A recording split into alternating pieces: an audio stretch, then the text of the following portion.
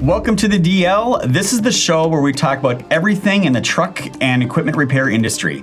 It's my job to help inform and educate you on ways to help your business. We talk with technicians, business owners, associations, industry experts, manufacturers, and even a few you wouldn't think traditionally apply to your business.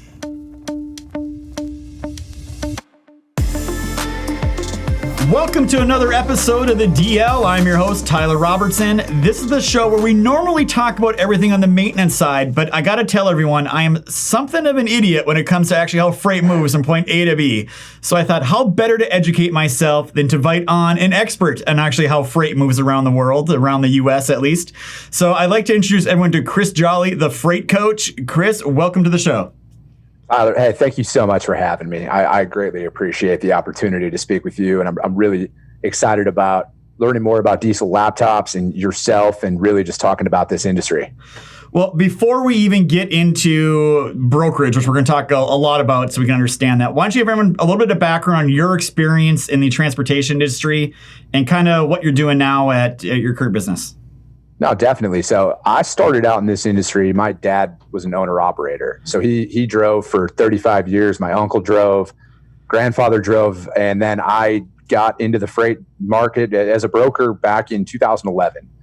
And I did everything from carrier sales, customer sales, leadership. And then recently I went out on my own. My passion is training and development. I love teaching people about freight. And I just went for it earlier this year. I probably, in a lot of people's opinion, chose the wrong time to resign a week before COVID hit, but here we are. I was going to say, no worse time to start a new business than right during COVID. And we had a similar situation with launching a training center, which was a hands-on thing. Like, great, let's do this in the middle of COVID, but you got to move forward. So what exactly does your company do now? Like, what is your involvement and how do you help people? No, definitely. So our priority is to collaborate with smaller brokerages where leadership is still active in the day-to-day and they want to grow, but they don't have the time to properly dedicate to training an individual. And they can, they don't have it in their budget to hire a training manager who can take this on full time, where they can contract with somebody like myself. I'll tailor niche specific training methods to what they want to fit their company culture and vision, and then implement that. And then we get a week together. And then hopefully you hire me the next time you bring on more people. And then that's the way I want to grow with companies. So let's just talk about freight brokerage. All right. Because like I said, I'm literally Googling and going on YouTube, like, what is freight brokerage? How does it work? So in your words, why don't you kind of explain what a freight broker does and what their function is in the whole logistics network?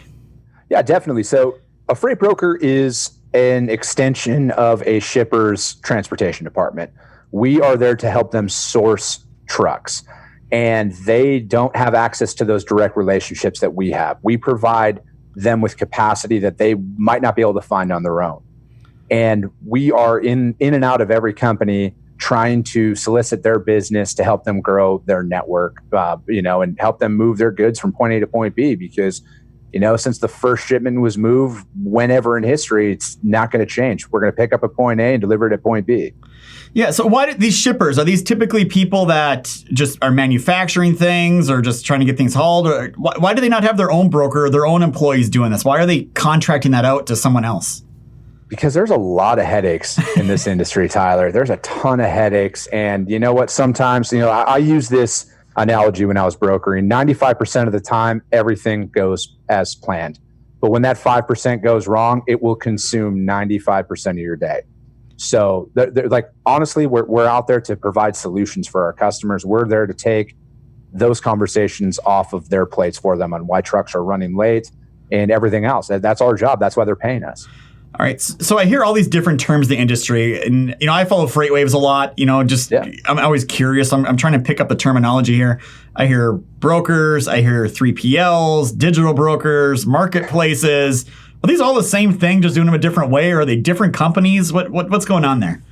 They're different companies, but we're all doing the same thing. Like digital brokers, or marketplaces, all they are is trying to provide a more digital way of accurately pricing freight. And most of them have in-house traditional brokerages. They won't talk about it, but it's true. They're out there, they're doing the same thing. We're all going after the same freight every single day. All right, so you have all these shippers out there. Maybe it's a steel manufacturer needs some product moved, or some other manufacturer. I'm assuming it's a lot of manufacturers. Are those mainly the shippers, or is it other industries? Yeah, a lot of it's manufacturing. There's also finished good transportation, where you send in the raw materials to the manufacturing plant, and then you would come in and pick up the finished goods and bring them to the distributor. With food, for example, you'll pick it up directly from a produce supplier, and then you'd bring it to another facility, and then they'll clean it, bag it, and tag it essentially, and then we come and pick it up and bring it directly to like a Walmart distribution center. All right. So, from a raw goods material to an end of the road material, it might move on 20 trucks. All right, so you got to find both ends of the equation. You got to find someone that needs product moved, and you got to go find someone that has trucks and that can move that freight for you. So let's talk about the first part, the people that actually need something shipped, the shippers. Yeah. Do these shipping managers and these people, these companies, just get inundated day after day with brokers and companies just going after them, trying to get their shipping business? And if that's the case, how do you stand out from everybody else and try to go earn that business? Well, plain and simple, yeah. I've sat in some of my customers' offices, and their phone is ringing 30 times in the hour I've been there with other brokers trying to win that business. And when it boils down to it, everybody says the exact same thing. So if you want to stand out, go against the grain, because so many people do want to do what everybody else is doing, and they expect different results. Like, you're just another voice and another phone number coming through. You have to be creative. You have to stand out, and you have to be committed to the long-term play, because you're not going to earn business on the first phone call. You have to be committed to the process that comes along with that. Yeah, we say the same thing too. Every time we're like, hey, let's go do this advertising campaign, it doesn't work. And my employees are always like, well, that didn't work. I'm like, guys, no new customer comes and talks to you after one interaction. It's 6, 7, 8, 9, 10 interactions before they even trust you enough to have a conversation with you. And the other point you made is one we continually hit on here as well. Nobody ever remembers the average service, the average sales pitch, or the average anything. They remember the one that's really, really bad and the one that's really, really good. And we always are like, we need to figure out how to be really, really good in order to go earn that business. So what are some, you say go against the grain, like what are some of the strategies or some of the things that people can do to kind of stand out and try to go earn that business? I mean, it's really simple to me. Take 10 minutes and research your client before you would call them. Yeah. Don't, because so many people just call in and they're offering dry van services to a company that is frozen food. Like, what are you doing? Take your time, research it, and then expect the fact that there's going to be a process involved. You're not going to get the decision maker on the phone on the first phone call, and understand, be there to provide a solution. Don't come in there and say you're going to save them all of this money when you don't even know what they're currently spending. You're pigeonholing yourself at that point. Yeah. It's tough to stand out, but it's definitely a doable thing, and you have to do it in today's, I can imagine brokerage. So let's talk about another thing here. I keep seeing all these digital tools, like FreightWise has their Sonar, and there's load boards and DAT and other companies that got digital tools to track and calculate mileage and rates and all these things. Does every brokerage company kind of have that now? Is it a level playing field out there with brokerages, or what's going on with all this digital revolution stuff? I see billions of dollars getting put into here by truckstop.com get valued at $1 billion. There's all kinds of craziness. What is happening there in the digitalization of logistics? I mean, honestly, it's only going to enhance your abilities, and every broker has access to some form of it. Like, are there, it's just like an automaker. You have the Ferrari and you have the baseline Toyota. It does the exact same thing, but there's different features that come along with it. And technology will never replace the sales rep, because, sales is always going to be it's going to be a relationship-based industry. I just feel that everybody has access to tracking. Everybody has access to rating. It's just what form do you have an API that generates it for you, or do you have to use Google Maps, use a rate per mile, and then use a calculator to figure out what you're going to quote your customer? It's all the same thing. Yeah. So our company's still doing it the old-fashioned way, like you said, Google Maps and pencil and paper and calculator, versus the guys using computers and $1 million systems. Yeah, because when it boils down to it, computers are wrong just like humans are wrong. Yeah. So it's expensive. Some of these tools are expensive, and for a startup, you can't give away a percentage of your revenue tied into a rating system. Sometimes you just got to roll the dice with it. So let's talk about revenue then. How exactly does a broker get paid, right? Like I understand you're making a margin there between what they're paying you and what you're paying someone to move the product, but how do you guys go through that process, and how much is there like a goal or an ideal margin you're trying to make as a broker in those cases? No, definitely. So a lot of it boils down to this. You're going to quote we'll use Charlotte to Atlanta, for example. We're going to quote our customer $1,000. We're going to try and source a carrier for $700, $800, $900. That's where we make our money at that point. And our margin percentage, there's a lot of varying numbers out there about what people want to think brokers make. But in actuality, most brokerages, a healthy freight brokerage strives at 12 to 15% margins. And compared to other industries, that's very slim. So yeah, I know my business couldn't survive off 12 or 15% margin. But it appears to me that then you have small brokers, right? They're just one person or a small group of people. And then what I can gather, there's like these big mega brokers that just have gobs of people. Like how many brokers are out there? It changes every day. There's 50,000, I think, it just, because like you said, there's independent agents that are out there. That's a one-person operation. They sign up with a certain company, and then there's like a revenue share associated with that. And then you have the behemoth brokers that have 5 million employees or whatever it is that are in every major city on the face of this earth. And, they operate from that perspective as well. So there's a wide range of it. And, when it boils down to it, though, is we're all fighting for the same market share. Yeah. So I can imagine it's really competitive when people kind of all have the same tools and everyone's trying to talk to the same people and deliver the same products and all these things. So at the end of the day, you're saying it is a relationship thing as much as this digital revolution is going on. You don't see computers just replacing this whole industry. No, I don't see when it comes for like a full-on replacement, there'll be certain aspects of it that will be completely digital. And that's, fully expected. I think we've noticed that in every part of our life. At some point, the old way of doing it just won't be relevant anymore.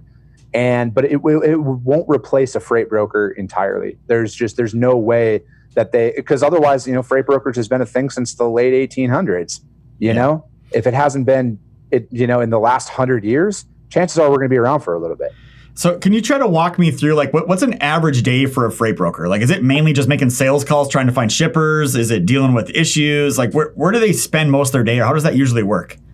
Yeah, so everything you just said right there. You're going to be soliciting new customers. You're going to be trying to put out wildfires of, whatever magnitude of maybe the driver's running late. Heck, maybe their shipper, the product's not ready to go and the driver's going to leave. And, and then from there, you're massaging those relationships on the carrier side as well to keep those carriers dedicated to your freight, to continue to help them grow in their business as well. In a perfect world, your drivers are going to be on time. They're going to deliver on time. Your customers are going to give you a reasonable rate, and everything's going to be all hunky-dory. But that's just not the way it works. You're really putting out fires every day. So I'm assuming these firms that are brokerage companies, they bring in new people. They probably don't know much about truck freight or brokerage, and they go through a training program. Are the new brokers coming in? Is it just literally dialing for dollars and cold calling and trying to find clients when they first come in, or how does that typically work for a new employee? Yeah, that's kind of the gist of it. Like if it was me and you came to work for me, we're dedicating at least 30 days to training. There needs to be classroom training, industry jargon, and then on the phone training, and you need that one-on-one because you can't just give somebody a sheet of paper and say, read this script and go dial 100 phone numbers. That's just not going to work, and you need to invest your time in that. And then there's just so many different variables that are out there, Tyler, when it comes to regions, different freight types, everything else. You need to train them up on all of that. And you can't effectively do that in 72 hours. Yeah, so let's talk about that for a second, because you're right. There's dry van, there's flatbed, there's lowboys, there's reefers, there's all kinds of things, expediters. So like when you were doing it, or most of them, do they kind of specialize in a region, or they specialize in a commodity, or they just say, I'm going to go find out whatever I can go find and try to go make some margin today? Unfortunately, it's the last one. We're going to call anybody and everybody and try and make it happen. And that's where you see a lot of brokers kind of become flashes in the pan. You need to develop a niche region and a niche market and really build out from there. It's not that you turn down freight. You need to focus in So you can accurately quote. So you can build those relationships on your customer side and your carrier side as well, because you can have all the freight in the world, Tyler, but if you don't have proper carriers sourced to move that freight, you're dead in the water. You're going to last a week before your customer's just not going to answer your phone anymore. Okay, so what do you go do first? Do you go find great carriers to move your product, or do you go find people that actually need product moved? Like where do you start? What's the chicken or the egg? That's the perfect storm right there. Like, obviously you need revenue. So it's going to be, if it's just Chris Jolly and I have my own freight brokerage and I'm a one-man band, I'm dedicating 2 hours to sales on the customer side, 2 hours of sales on the carrier side, and then budgeting out my time that way, because you don't want to just throw freight up there, post it up on the load boards, and then pray that somebody does have what you have. And that's the benefit of developing niche regions to operate in, is geographically what direction your freight's going to be going in, and then you can source carriers who just move that freight, as opposed to just throwing it out on a load board and hoping it covers itself. So I'm on social media. That's where I met you. And I'm also on Facebook, and Facebook's got a lot of trucker groups, right? Yeah. And I see people up there posting, they're at a truck stop and there's a load board there, and they're like, are these good rates? And everyone's like, no, never use those. Those are like the worst. Those are the worst ones to take. What is that true, or what's going on there with those load boards you find at truck stops? Load boards at physical truck stops, I don't have a lot of experience with those. I know when my dad drove in the early 80s and 90s, like, that's all they had to do was a payphone, and there was like a TV on the wall, and you just got a number to call. Everybody uses load boards right now, though, whether it be Internet Truck Stop or DAT 360 or whatever it's out there. Everybody uses them. They're a great tool to have, but as a broker, they shouldn't be your end all be all. That should be a crutch to find capacity and then build your relationships out from there. It's another way to do that. So talking about capacity, I know you kind of did your thing right in the middle of COVID, and we saw trucking just take off and then fall off like a cliff. And when that cliff event happened, all of a sudden, Facebook, LinkedIn, full of people complaining how the price per mile and load just plummeted, and a lot of them were blaming brokers for it. Yeah. What was going on there? Like, why were they blaming brokers, and what happened to the price to swing that wildly? Granted, it's a pandemic and the country shut down, but what happened there on the back end of that thing? It's unfortunately, there's a lot of distrust between brokers and carriers. I don't like seeing it personally, because, like I said, trucking's in my blood. My family drives, but it's like being on the broker side. I think it is a relationship thing, but those relationships need to go two ways. I've had plenty of carriers that I've worked with, Tyler, that they were great carriers until the market flipped. Then I was paying them above market value. And then they're like, well, I'm going to go get more money, which I get it. You're a business. You gotta make your money, but you can't just blame brokers when the market shifts, because we don't control the market. The market controls the market. And that's the harsh reality of this, is the carriers don't control the market. The brokers don't control the market. It's just like in business. Your product is only worth what somebody's willing to pay for it.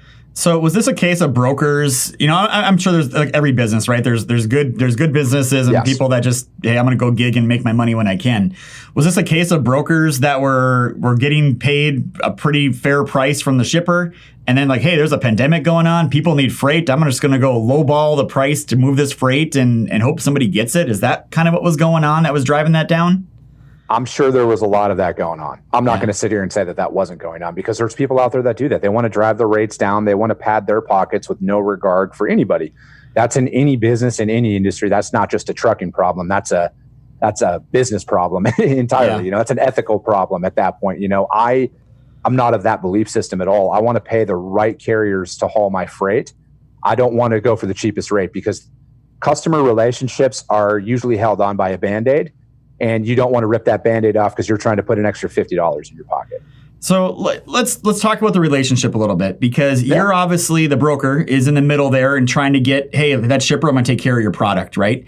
As you said, 95% of the time things go smooth, but there's that 5% where the truck breaks down, or a flood happens, or a hurricane, or a load gets lost or stolen or whatever. How much are you on the hook there between both sides of that? Are you guys right in the middle of that? Or are you kind of like, well, what do you want me to do? It's not my truck, man. They screwed up. Or where's the responsibility end and start when you're in the middle of a transaction?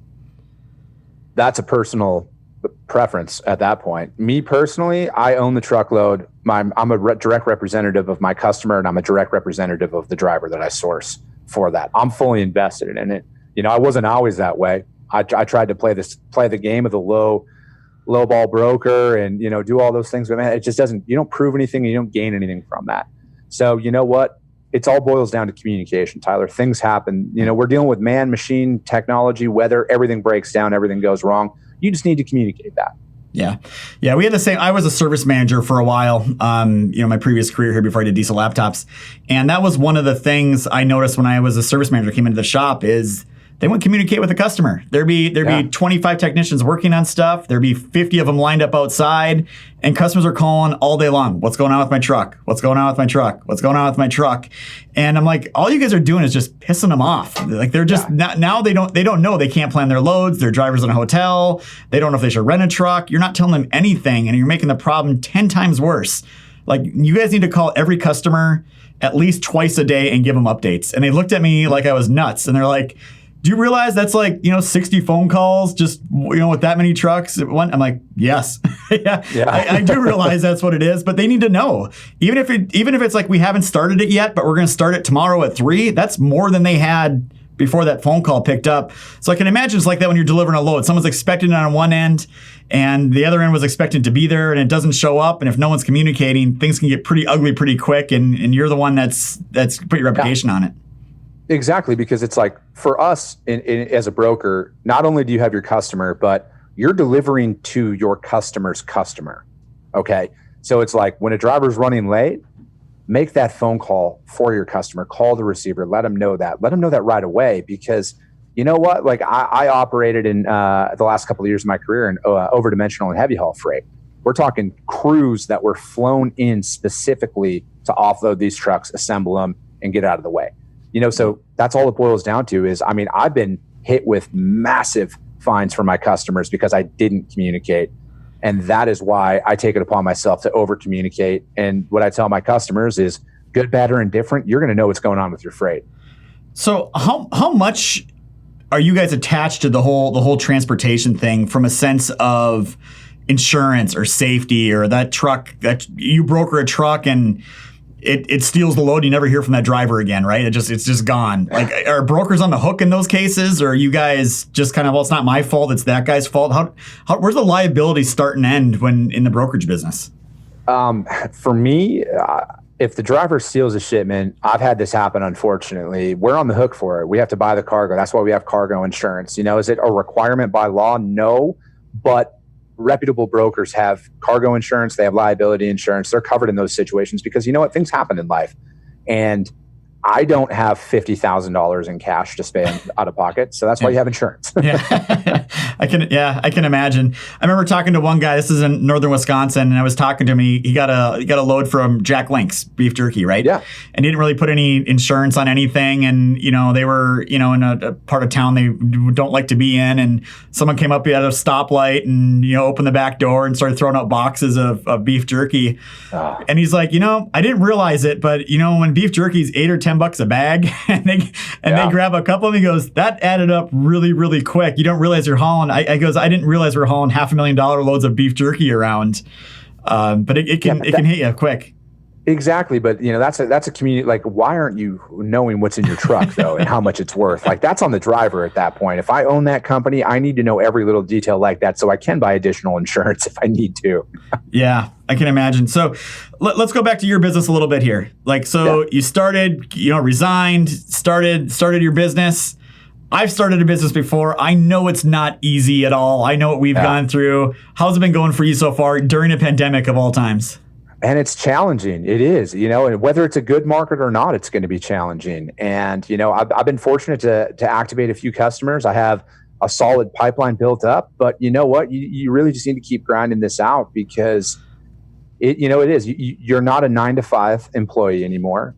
You need to be working 7 days a week, which I have, and I love it. But it's not work when you love what you're doing, Tyler. Like, when you're passionate about what you're doing, it's not work at all. I don't mind working on Sundays. because I love what I do. I love every second of this. So the only one in my family, well, okay, I don't mind working on Saturdays and Sundays. I think my wife would probably divorce me if I kept working every Saturday and Sunday. So, but I remember those early years for me. Like, I was the same way. I was working every minute I got, and I had a 1-year-old and a 3-year-old at the time. So literally, if they were napping, I'm like, I'm going to go work, or they're feeding, I'm going to go work. And it was just like 15 minutes here, 30 minutes there, but I felt like I had to. And it really took us until I probably got to about 75 or 80 employees, where I was kind of like, okay, I got people here now, they've been here a while, I can trust them, and I can step away from that. But it's a difficult thing growing a business and trying to find your way and trying to get noticed. So, I know you're on LinkedIn, you're doing stuff. What are you doing to try to grow your business? For me personally, it's just being, knowing that I've walked the walk that I'm talking about. I've sat in every seat in a freight brokerage, and I'm not out here to sugarcoat anything. The daily content that I put out is the real side of freight. There's no sunshine and gumdrops that might be out there about how, you're just going to make a couple of calls and you're just going to become a millionaire. It's not the way it works. You need to know, like you mentioned, when a truckload gets stolen, you need to know from somebody who's actually been through that situation before. You need to know you're going to make thousands and thousands and thousands of calls before you get customers. You're not just going to call 10 companies. They're just going to give you access to their freight. And if they do give you access to their freight on the first phone call, is it really worth it? Like where's the red flags? Like, you need to vet these guys, So like, that's my whole thing, is really giving people an unbiased answer to all the questions that they've had. And that's been the best part of it so far, Tyler, are these people who are reaching out to me saying, I've been in this industry for a long time and no one's ever told it to me the way that you have said it. So thank you for that. And then the new reps who are like, I've learned so much from your videos. It has just completely been so beneficial to know what I can expect in this industry. So it's like, I love every second of that. Yeah. So what are some of is there big things that you see right away with these smaller brokerages where they're just doing totally wrong or totally the wrong way, and they're kind of obvious to you, but they're kind of in the middle of it? Like you said, they're trying to grow their business. They're trying to do this. I'm sure they're putting fires out all day long. And it's just like, hey man, you just need to do this. These couple little things here are some 101 things. There's some basic stuff you can kind of get some tips on possibly. Yeah. And that's what it is a lot of it is just basic stuff. But you get so consumed in your day to day that you don't think about it, and maybe you've been doing something the same way for 10 years, but you know what? I can give you a little tip where you're going to increase profitability through that. And then it is that light bulb, because I've had those light bulb moments where it's like, I've never thought of it that way. I need to start doing that, So it's like being able to identify inefficiencies is huge. And usually it's of no fault of the company or the employee. They've just never had access to proper training. Yeah, I can imagine a small brokerage company too. They don't really have all the resources that the larger, you see those guys with, 5,000 employees or whatever they have. Yeah. I can't even imagine the scale of what they're doing and how they're doing it. But it's tough. It's really, people always ask me like about diesel laptops and how do you guys do things and how did you guys do that? I'm like, dude, we failed 20 times before we found something that worked, and then we just kind of ran with it. And that's just the way business works. Like it's the things you don't know. And that's why it's important to bring in coaches and consultants and other companies. Our company pays for plenty of consultants and professionals to give us advice and opinions. So what you're doing is a really great service for people out there. And I really hope you get a lot of success and keep gaining traction. I know how hard it is to grow a company, man. I got nothing but appreciation for what you're going through. I appreciate that. Thank you so much. And yeah, it's, it's a grind. There's no Instagram Ferraris and private jets in the real startup world, So it's like, it's a grind, but like I said, I love it. I love every part of it. And I've learned so much about myself in these last 90 days and the capabilities that I truly have. And, that's what I want. I just want to help people change their mindset and their focus. And you can do so many great things in life if you're in it for the right reasons. Yeah, it's really that passion and the love for what you do versus, I see people all the time. They're like, I'm just in here to go build this thing, make some money and sell it. And those ones, I'm like, they never seem to kind of go the way they should versus the person that really got in there and said, I'm going to go build something that's going to go change the world and make the world a better place. And those are the people that usually end up more successful than the other group. Not always, but usually is the way that rolls. No, definitely. And I see it too. All right. So with all that said, what did I miss? Any basic 101 brokerage stuff we didn't talk about that maybe helped I skipped upon or I could have talked about? What did I miss? No, you really didn't miss anything from a one-on-one standpoint. To me, it's a very simple thing. It boils down to communication, and that's it. We all know things are going to go wrong in this industry. Just don't wait till the last minute. It's all right to fail. It's perfectly fine to fail. You just need to mention it to your customers so they can actually find somebody to move the freight for you.